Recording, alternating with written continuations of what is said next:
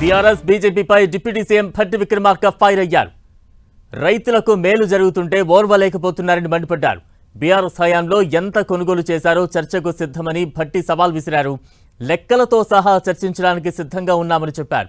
హరీష్ రావు తప్పుడు ప్రచారం చేస్తున్నారని, ఎన్ని కట్టుకథలు చెప్పినా ప్రజలు మిమ్మల్ని నమ్మరని అన్నారు భట్టి.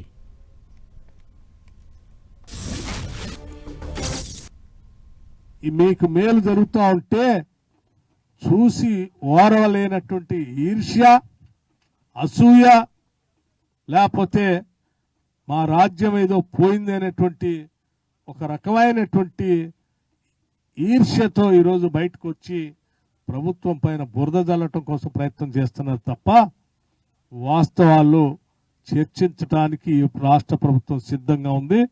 లెక్కలతో సహా సంవత్సరం 2014 నుంచి 2023 వరకు మీరెన్ని కొనుగోలు చేశారు, కేవలం 2.5 సంవత్సరాల్లో మేమెంత కొనుగోలు చేసిందో లెక్కలతో సహా చెప్పడానికి రాష్ట్ర ప్రభుత్వం సిద్ధంగా ఉంది.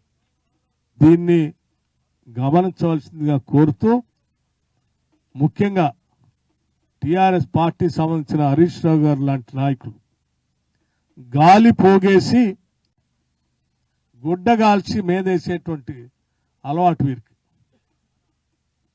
ఏది వాస్తవం ఉండదు, వార్తల్లో ఉండాలనేదే ఆకాంక్ష తప్ప. కేవలం వార్తల్లో ఉండాలి, మనకు ఒక పేపర్ ఉంది, మనం మాట్లాడాలో వాళ్ళు కట్టుకథలు అల్లి ఒక పెద్ద స్టోరీ రాయాలి. ఈ స్టోరీ రాసి ప్రజల్ని మభ్యపెట్టాలి. ఎంతకాలం చేస్తారు? 10 సంవత్సరాలు చేసి చేసి చేసి మీ అన్ని చూసి తెలంగాణ రాష్ట్ర ప్రజలు అర్థం చేసుకునే మిమ్మల్ని ఇంటికి పంపించారు. ఇంకా మీరు ఎన్ని కట్టుకథలు వండి వడ్డించినా రాష్ట్ర ప్రజలు గమనించే పరిస్థితులు లేదు. దయచేసి వాస్తవాన్ని గమనించి, మీరు గతంలో 10 సంవత్సరాలు మంత్రిగా చేశారు.